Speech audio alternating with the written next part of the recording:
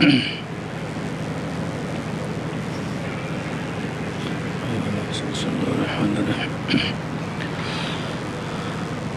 الحمد لله نحمده ونستعينه ونعوذ بالله من شرور أنفسنا ومن سيئات أعمالنا من يهده الله فلا مضل له ومن يضلل فلا هادي له وأشهد أن لا إله إلا الله وحده لا شريك له وأشهد أن محمدا عبده ورسوله يا أيها الذين آمنوا اتقوا الله حق تقاته ولا تموتن إلا وأنتم مسلمون يا أيها الناس اتقوا ربكم الذي خلقكم من نفس واحدة وخلق منها زوجها وبث منهما رجالا كثيرا ونساء واتقوا الله الذي تساءلون به والأرحام إن الله كان عليكم رقيبا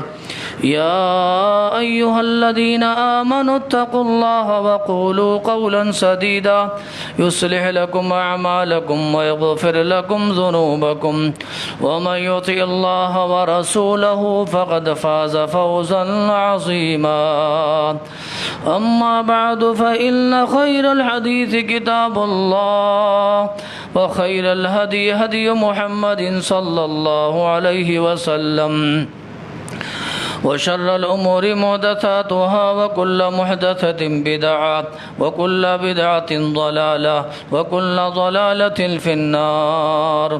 قال الله تبارك وتعالى في القرآن العظيم إنا أعطيناك الكوثر فصل لربك ونحر إن شانئك هو الأبتر. ہر قسم کی بڑائی، کبریائی اور حمد و ثنا اس اللہ وحدہ لا شریک خالق کائنات مالک ارض و سما کے لیے لائق و زیبا ہے، جس اللہ رب العالمین نے ہم سبھی لوگوں کو پیدا فرمایا اور بیش بہا انگنت نعمتوں سے نوازا۔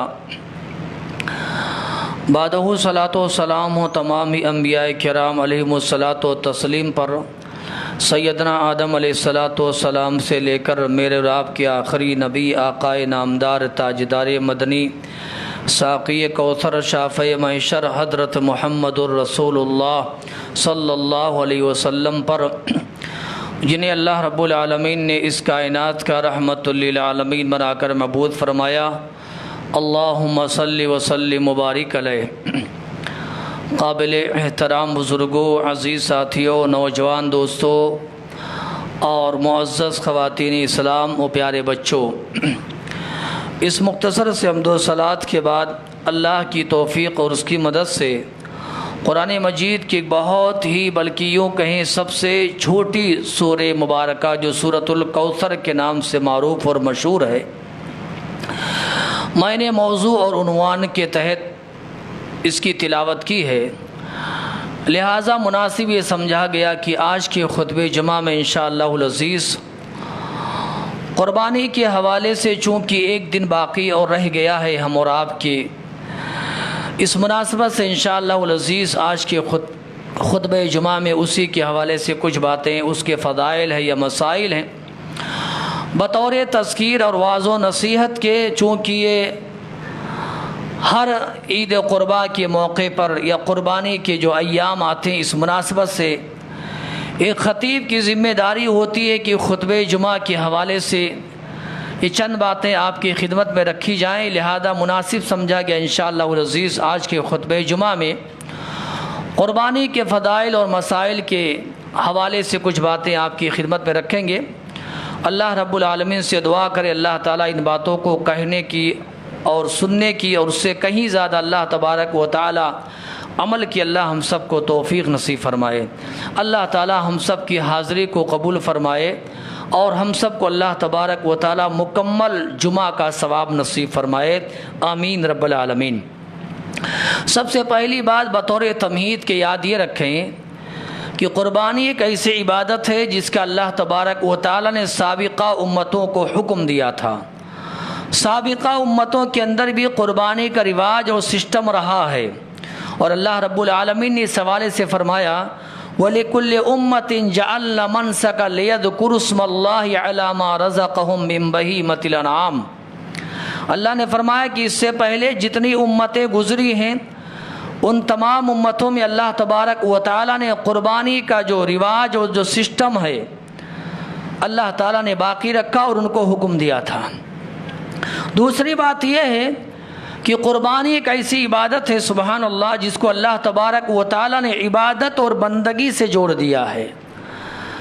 جتنی اہم عبادت ہے اتنی ہی اہم یہ قربانی بھی ہے۔ اللہ نے فرمایا اس حوالے سے فَصَلِّ لِرَبِّكَ وَانْحَرْ، اے پیارے نبی جناب محمد الرسول اللہ صلی اللہ علیہ وسلم آپ اللہ کے لیے نماز پڑھیے اور اللہ کے لیے قربانی کیجیے۔ نماز ہی اللہ کے لیے اور قربانی بھی اللہ کے لیے سبحان اللہ۔ اور اسی طریقے سے تیسری بات آپ ذہن میں رکھیں کہ قربانی کے لیے اللہ تبارک و تعالیٰ نے اپنے کلام پاک میں مختلف الفاظ اور مختلف انداز سے اللہ نے اس کا ذکر کیا۔ کہیں اللہ تعالیٰ نے نسکی کہا قل ان صلاتی ونسکی ومحیایا ومماتی للہ رب العالمین، کہ اللہ تبارک و تعالیٰ نے قربانی کے لیے لفظ البدن کو استعمال کیا۔ کہ اللہ تبارک و تعالیٰ نے قربانی کے لیے لفظ ہدیون کا استعمال کیا ہے۔ تو اللہ تبارک و تعالیٰ نے یہاں پر قربانی کے حوالے سے جو قرآن کریم کے اندر جو آیات نازل کی ہیں پیغام یہ دیا ہے کہ جتنی اہم عبادت ہے اتنی اہم یہ قربانی بھی ہے۔ قربانی ہے کیا جانتے ہیں؟ ایک اگر آسان جملوں میں اگر میں آپ کے سامنے بات رکھوں تو قربانی کہتے ہیں ہر وہ چیز جس سے اللہ تبارک و تعالیٰ کا قرب اور تقرب حاصل کیا جائے، خواہ عطیے کی شکل میں ہو، صدقے کی شکل میں ہو، خیرات کی شکل میں ہو یا جانور کو ذبح کرنے کی شکل میں ہو۔ قربانی ہر وہ چیز جس سے اللہ تبارک و تعالیٰ کی نزدیکی حاصل کی جائے۔ اور اللہ تبارک و تعالیٰ نے اس حوالے سے فرمایا جیسے کہ قرآن کریم کی آیت کریمہ میں نے پیش کی ہے کہ تمام امتوں میں قربانی کا رواج رہا ہے۔ دنیا کی ساری قوموں نے قربانی کو اہمیت دی ہے اور قربانی اتنا ہی قدیم ہے سبحان اللہ جتنا انسان قدیم ہے۔ جناب آدم علیہ السلام کے 2 بیٹوں نے اللہ تبارک و تعالیٰ کی راہ میں قربانی دی، وہ پوری تفصیل آپ کو تفسیر کی کتابوں میں مل جائے گی، وہاں وہ تفصیل اللہ نے رد کر دیا۔ اللہ نے اس حوالے سے فرمایا انما یتقبل اللہ من المتقین، اللہ تبارک و تعالیٰ صرف متقی لوگوں کے عمل کو اور متقی لوگوں کے قربانی کو اللہ تعالیٰ قبول فرماتے ہیں۔ تو میرے بھائیوں پتہ یہ چلا قربانی کے لیے اخلاص کا ہونا اور متقی ہونا بہت ضروری ہے۔ دوسری بات یہ ہے کہ ہم اور آپ جو قربانی دیتے ہیں سبحان اللہ یہ اصل میں جناب ابراہیم خلیل اللہ علیہ السلام کی یادگار ہے، ان کی قربانیوں کا ثمرہ ہے، ان کی محنتوں کا ثمرہ ہے، ان کی جد و جہد کا پھل ہے جو اللہ تبارک و تعالیٰ نے اس امت کو عطا فرمایا ہے۔ یہی وجہ ہے اللہ کے نبی جناب محمد رسول اللہ صلی اللہ علیہ وسلم نے اپنی حیات طیبہ میں مدینہ منورہ آنے کے بعد آپ علیہ السلام نے ہر سال قربانی دی ہے سبحان اللہ۔ مالی مسائل کا سامنا تھا، معاشی مسائل کا سامنا تھا، پریشانیوں کا سامنا تھا، ان تمام کے باوجود آپ علیہ السلام نے ہر سال قربانی دی ہے اللہ تبارک و تعالیٰ کی راہ میں اللہ کے لیے۔ اور آپ جانتے ہیں جب آپ علیہ السلام نے اپنی زندگی کا پہلا اور آخری حج آپ نے کیا نا تو اس وقت آپ علیہ السلام نے 100 اونٹوں کی قربانی دی سبحان اللہ۔ یہ معروف اور مشہور بات ہے، 100 اونٹوں میں اللہ کے نبی محمد رسول اللہ صلی اللہ علیہ وسلم نے 63 اونٹ آپ نے اپنے ہاتھ سے ذبح کیے ہیں۔ ایک پیغمبر کی طاقت اور قوت دیکھیں، اونٹوں کو ذبح کر ایک جانور کو ذبح کرنے کے لیے 2-4 افراد کی ضرورت پڑتی ہے تب کہیں ایک جانور کو ہم لٹا پاتے ہیں۔ پیارے نبی جناب محمد رسول اللہ صلی اللہ علیہ وسلم نے حج کے موقع پر مینا کے میدان میں آپ علیہ السلام نے 63 اونٹوں کو آپ نے اپنے ہاتھ سے ذبح کیا۔ اس کے بعد جو بھی باقی بچے 100 اونٹوں اونٹوں میں پیارے نبی علیہ الصلوۃ والسلام نے علی ابن ابی طالب کو حکم دیا کہ اے علی آپ بقیہ اونٹوں کو اللہ تبارک و تعالیٰ کی راہ میں قربان کریں اور ذبح کریں۔ یہاں سے علماء کرام نے ایک نقطہ ایک پیغام نکالا ہے کہ آپ علیہ الصلوۃ والسلام نے 63 اونٹوں کو ہی اپنے ہاتھ سے کیوں ذبح کیا؟ علماء نے پیغام دیا ہے اس حوالے سے کہ آپ علیہ الصلوۃ والسلام کی جو عمر عزیز تھی نا، آپ کی عمر مبارک تھی وہ 63 سال کی تھی۔ سبحان اللہ، گویا آپ علیہ الصلوۃ والسلام نے پیغام دیا 63 جانوروں کو ذبح کرنے کے بعد کہ دیکھو میری عمر عزیز مکمل ہو چکی ہے، میں آخرت کے سفر پر روانہ ہونے والا ہوں، میں دنیا سے جانے والا ہوں۔ میرے بھائیوں، پیارے نبی جناب محمد رسول اللہ صلی اللہ علیہ وسلم نے حج کیا، اپنی زندگی کا پہلا اور آخری حج آپ نے کیا۔ اس کے بعد آپ اپنے مدینہ منورہ تشریف لائے، اس کے بعد آپ کی بیماری شروع ہوتی ہے اور اب پیارے نبی علیہ السلام کا انتقال ہو جاتا ہے۔ تو کہنا یہ ہے پیغام، اور میں آپ کو بتاؤں صحابہ کرام نے یہاں تک لکھا کہ جب آپ علیہ السلام جانوروں کو ذبح کرنے کے لیے آپ جب تیار ہوئے نا تو اونٹوں کا معاملہ ایسا تھا نا، ہر اونٹ دوسرے اونٹ سے سبقت کر رہا تھا، رسیاں ڈوریاں کھولنے کے پوزیشن میں تھا۔ ہر اونٹ کی یہ خواہش تھی کہ پیارے نبی علیہ السلام سب سے پہلے مجھے اللہ کی راہ میں قربان کریں۔ دیکھ رہے ہیں؟ تو یہ ایک معاملہ تھا اور آپ علیہ السلام نے قربانی کو اتنی اہمیت دی کہ آپ نے اپنی زندگی میں پہلا آخری حج کیا تو آپ نے 100 جانوروں کو اللہ تبارک و تعالیٰ کی راہ میں قربان کیا۔ دعا کرے اللہ تبارک و تعالیٰ ہم تمام کی قربانیوں کو اللہ تعالیٰ قبول فرمائے اور تمام کو اللہ تبارک و تعالیٰ یہ سعادت نصیب فرمائے۔ میرے بھائیوں، میں مختصر طور پر کچھ مسائل بھی آتے ہیں، فضائل تو آپ بارہا سنتے رہتے ہیں، کچھ مسائل ہیں بطور تذکیر کے میں آپ کو بتانا چاہتا ہوں۔ ہر سال یہ بتایا جاتا ہے تاکہ آپ کو یاد رہے، کسی غلط فہمی کا شکار نہ ہو، کسی دھوکے میں نہ آئے، قربانی میں کہیں غلطی نہ ہو جائے، کہیں خطا نہ ہو جائے، قربانی ہماری اللہ کے ہاں مقبول ہو جائے اور اللہ تبارک و تعالیٰ قبول فرما لے۔ اس حوالے سے کچھ باتیں یاد رکھیں۔ ان میں سب سے پہلی بات یہ ہے قربانی ہے کیا؟ اب ایک سوال یہ بھی کر سکتے ہیں قربانی کرے گا کون؟ یہ بھی ایک بڑا مسئلہ ہے، قربانی کون کرے؟ دوسری بات یہ قربانی ہے کیا؟ تو اس بارے میں علماء کرام نے بہت ساری باتیں لکھی ہیں، ان تمام سے قطع نظر اتنا یاد رکھیں کہ قربانی یہ سنت مؤکدہ ہے۔ پیارے نبی جناب محمد رسول اللہ صلی اللہ علیہ وسلم نے ہر سال قربانی دی ہے آپ علیہ السلام نے، اور آپ نے اہتمام کیا ہے اور امت کو آپ نے ترغیب دلائی ہے، من کان لہ سعۃ فلم یضع فلا یقربن مصلانا۔ آپ علیہ السلام نے فرمایا اللہ نے جس کو وسعت دی ہے، قربانی کی طاقت ہے، خرچہ اتنا کما رہا ہے کہ خرچہ نکالنے کے بعد، پورا خرچہ ہونے کے بعد اس کو اتنا بینک بیلنس اور بچ رہا ہے کہ ایک جانور خرید سکتا ہے، تو ایسے آدمی کے پاس وسعت ہے اور ایسے آدمی کو جانور خرید کر کے لانا چاہیے اور اللہ کی راہ میں قربانی کرنی چاہیے۔ آپ علیہ السلام نے فرمایا جس کے پاس وسعت ہے، طاقت ہے، قوت ہے اور ایسا آدمی قربانی نہ کرے تو ایسے آدمی کو چاہیے کہ اللہ کے نبی محمد رسول اللہ صلی اللہ علیہ وسلم کے عیدگاہ کے قریب بھی نہ آئے۔ سبحان اللہ، ایسے آدمی کو عیدگاہ آنے سے منع کر دیا گیا ہے۔ طاقت اور قوت ہونے کے باوجود جو آدمی قربانی نہ کرے، اتنی سختی شریعت میں کی گئی ہے۔ لہذا اس کا خیال رکھیں کہ قربانی یہ سنت مؤکدہ ہے اور ہمیں اور آپ کے لیے ضروری یہ ہے کہ اللہ نے اگر وسعت دی ہے تو ہم قربانی کریں۔ سبحان اللہ، اللہ سے دعا فرما لے اللہ تعالیٰ توفیق نصیب فرمائے۔ دوسری بات یہ ہے چونکہ قربانی ہم جو ہے نا، قربانی کا جو جانور لے کر کے آتے ہیں نا، اللہ کے لیے ذبح کرتے ہیں نا، لہذا قربانی کا جو جانور ہے نا یہ موٹا تازہ ہونا چاہیے، فربا ہونا چاہیے، تندرست ہونا چاہیے، توانا ہونا چاہیے، عیب دار نہیں ہونا چاہیے۔ صحابہ کرام فرماتے ہیں ہم قربانی سے پہلے، عید الاضحیٰ سے پہلے 2-4-10 دن پہلے جانور کو خرید کر کے لاتے تھے، چارہ پانی دیتے تھے، گھاس ڈالتے تھے، اس کو موٹا تازہ توانا کرتے تھے، اس کے بعد ایسے جانور کو اللہ کی راہ میں ذبح کرتے تھے۔ میرے بھائیوں، پتہ یہ چلا کہ قربانی کا جو جانور ہے نا یہ عیب دار نہ ہو۔ آپ جب جانور خریدنے کے لیے جائیں، سبحان اللہ، اچھی طریقے سے دیکھ لیں،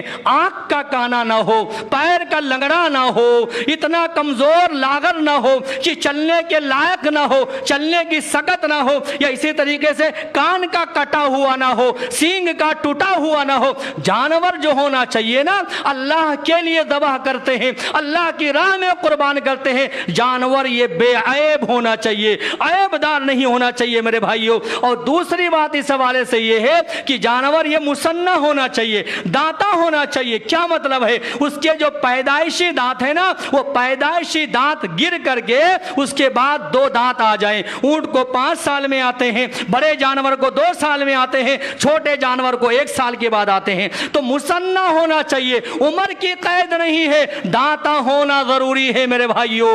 आप जब जानवर खरीदने के लिए जाएं, अच्छी तरीके से चेक कर लिया करें। अगर मुसन्ना है, दांता है, पैदाइशी दांत, दूध के दांत गिर गए हैं, तो ऐसे जानवर को खरीद करके लाना चाहिए। तीसरी बात इस हवाले से यह है, जैसे कहा गया है, हाजियों को कहा गया है ना कि हर हाजी के लिए कुर्बानी का जानवर होना चाहिए, लेकिन जो गैर हाजी है ना, गैर हाजियों के लिए, जो तमाम के लिए कुर्बानी का जानवर होना जरूरी नहीं है। जैसे एक फैमिली है ना, एक घर वाले हैं ना, एक घर वाले हैं, उनका पकवान, उनका चूल्हा सब एक में है, भले ही वो 10 हो, 20 हो, 50 रहने वाले हों, ऐसे तमाम अफराद के लिए एक फैमिली की जानिब से एक जानवर का ज़बह कर देना, इंशाअल्लाह तबारक व तआला ये तमाम को सवाब मिलेगा इंशाअल्लाह ताला। हाँ, अल्लाह ने वसात दी है, आप 2 करें, 4 करें, 10 करें, अल्हम्दुलिल्लाह। हमने ना जाने ऐसे कितने सेठ लोगों को देखा है, 30 जानवर अल्लाह तबारक व तआला की राह में ज़बह करते हैं और गरीबों फकरा में बांटते हैं मेरे भाइयों।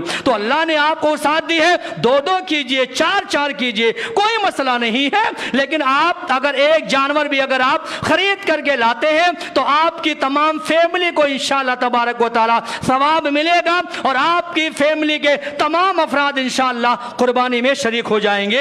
अबू अय्यूब फरमाते हैं और रज़ियल्लाहु तआला अन्हु कहते हैं, अल्लाह के नबी करीम सल्लल्लाहु अलैहि वसल्लम के ज़माने में कान रजुलु फी अहदिन नबी युज़ाही बिश्शाति अन्हु व अन अहली बैतिही। फरमाते हैं कि अल्लाह के नबी मोहम्मद रसूलुल्लाह सल्लल्लाहु अलैहि वसल्लम के दौर में एक जानवर खरीद करके हम लाते थे, वो एक जानवर तमाम अफराद के लिए, एक फैमिली में जितने मेंबर है ना, जितने अफराद है ना, उन तमाम के लिए काफी हो जाता था मेरे भाइयों। बड़े जानवर में अगर बड़ा जानवर है तो उसमें 7 अफराद, 7 हिस्से हैं और वो एक हिस्सा वो एक फैमिली वालों की जानिब से है। सुभान अल्लाह, ये भी याद रखें आप। एक हिस्सा अगर किसी आदमी ने लिया है ना, तो एक हिस्सा पूरे घर वालों को सवाब मिलेगा इंशाअल्लाह। तो बड़े जानवर में 7 हैं और ऊंट में वो अनिल इबले अशर कहा गया कि और ऊंट में जो है 10 अफराद जो है हिस्सा ले सकते हैं मेरे भाइयों। एक और बात जो इस सिलसिले में बार बार जो है ये सवाल आते रहता है और ये आते ही रहेगा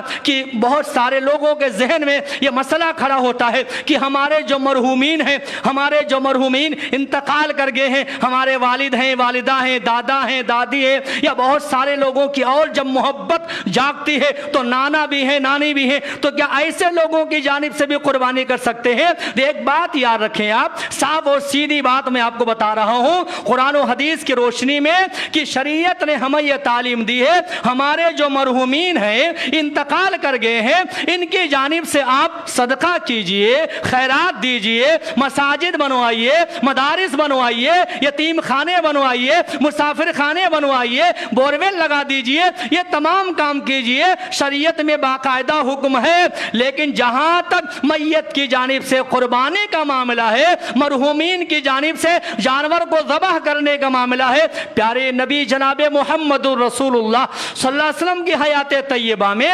आपके चचा हमजा रज़ियल्लाहु अन्हु शहीद हो गए, आपकी बेटी रुकैया इंतकाल हुआ, आपकी बेटी उम्मे कुलसूम का इंतकाल हुआ, आपकी बीवी खदीजा का इंतकाल हुआ, ये सब अल्लाह के नबी की हयात तैयबा में इनका इंतकाल हुआ। तारीख उठा करके देखें आप, सीरत की किताबें आप पढ़ेंगे, आपको पता चलेगा प्यारे नबी मोहम्मद अरबी अलैहिस्सलातु वस्सलाम ने अपने हयात तैयबा में इन मरहूमीन की जानिब से कोई कुर्बानी नहीं की है। लिहाजा इख्तलाफ سے بچتے ہوئے ایک صاف پیغام میں آپ کو دے رہا ہوں کہ آپ مرحومین کی جانب سے قربانی کرنے کے بجائے سبحان اللہ جو صدقہ ہے خیرات ہے یہ آپ کیجئے انشاءاللہ۔ ہاں ایک بات اور ہے، علماء نے یہ بھی لکھا ہے کہ آپ جب جانور ذبح کریں نا تو یہ دعا پڑھ لیں، یہ نیت کر لیں اللہ یہ میری جانب سے ہے، میرے گھر والوں کی جانب سے ہے، اور جو مرحومین اللہ ان کی جانب سے ہے تو انشاءاللہ ان کو بھی ثواب ملے گا انشاءاللہ تعالی۔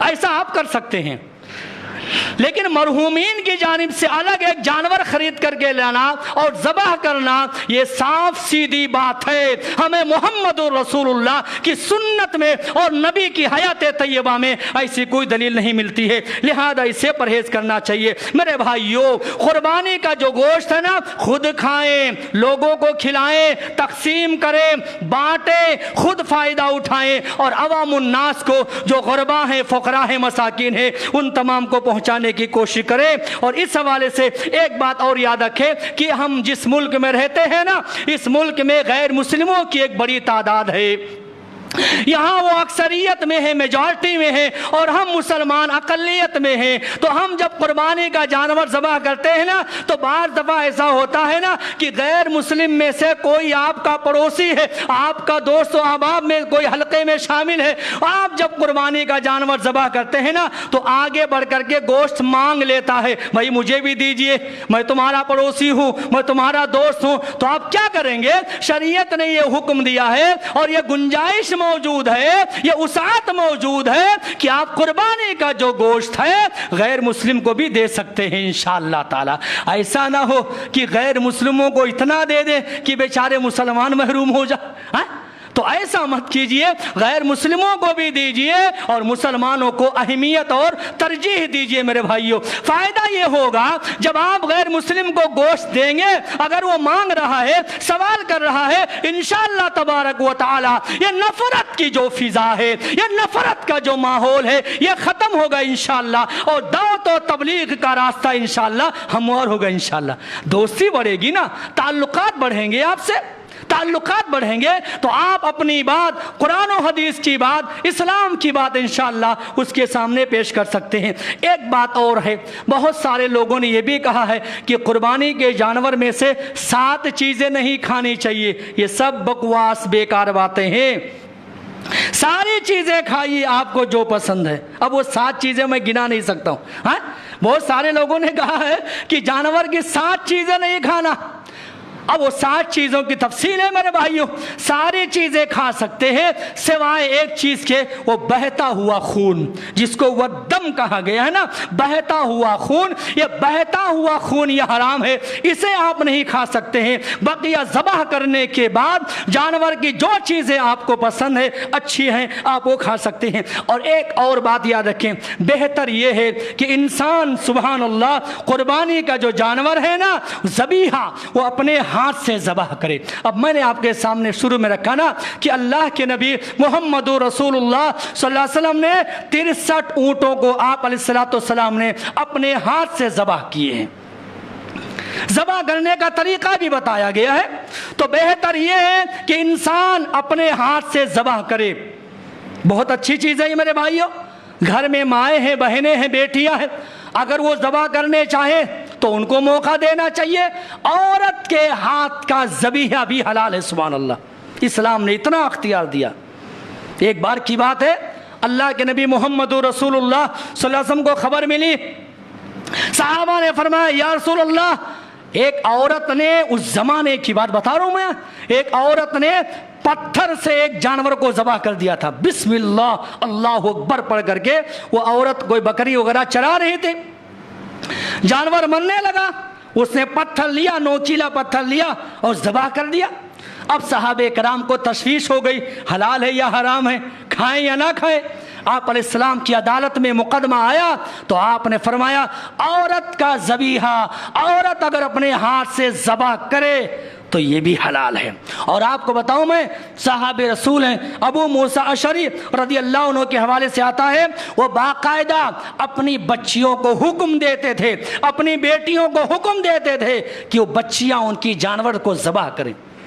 تو یہ بھی اچھی چیز ہے میرے بھائیوں، آپ اپنے ہاتھ سے ذبح کریں، آپ کے گھر کی بچیاں ذبح کریں یا اور کوئی ذبح کرے، کوئی مسئلے کی بات نہیں۔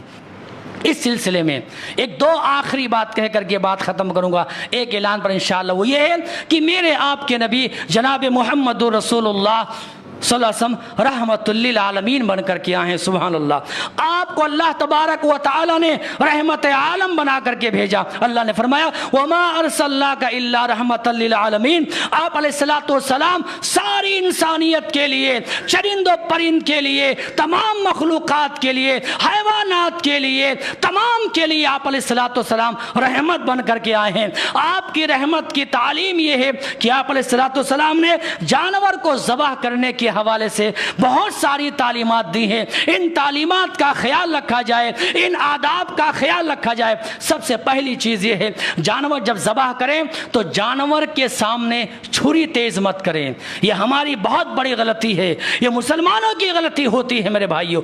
جانور کے سامنے کبھی بھی چھری کو تیز نہ کیا جائے۔ اللہ تبارک و تعالی نے جانور کو شعور عطا کیا ہے، وہ سمجھتا ہے، وہ سمجھتا ہے۔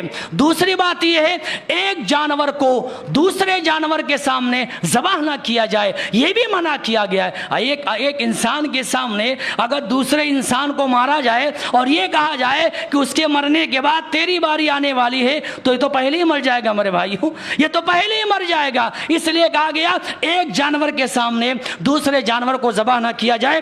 تیسری بات میرے بھائیوں یہ ہے کہ ذبح کرنے کا جو طریقہ بتایا ہے اللہ کے نبی محمد رسول اللہ صلی اللہ علیہ وسلم نے، اس طریقے کو یاد رکھیں آپ، اور اس حوالے سے دعا بتائی گئی ہے، وہ قربانی کی جو دعا ہے اس کو بھی یاد کر لیجئے، اور کچھ نہیں ہے تو کم از کم بسم اللہ اللہ اکبر اللہم تقبل منی ومن اہل بیتی کہہ کر کے آپ جانور کو ذبح کریں۔ یہ طریقہ بتایا گیا ہے، تفصیل ہے، میں تفصیل نہیں بتا رہا ہوں، اللہ تعالی ہم سب کو سمجھ نصیب فرمائے۔ اور ایک اس ضمن میں آخری بات یہ ہے میرے بھائیوں، جو ہمیشہ بات آئی ہے اور ہمیشہ کہنا پڑتا ہے، اور یہ باقاعدہ اوپری سطح جماعت و جمعیت کی جانب سے بھی یہ اعلان آتا ہے اور گزارش کی جاتی ہے، وہ یہ ہے قربانی کے اس موقع پر خاص طور پر ہم اور آپ پاکی اور صفائی کا خاص خیال رکھیں گے انشاءاللہ تبارک و تعالی۔ جیسے کہ ہم نے کہا ہم یہاں غیر مسلموں کے درمیان میں رہتے ہیں، بہت سارے غیر مسلم ایسے ہیں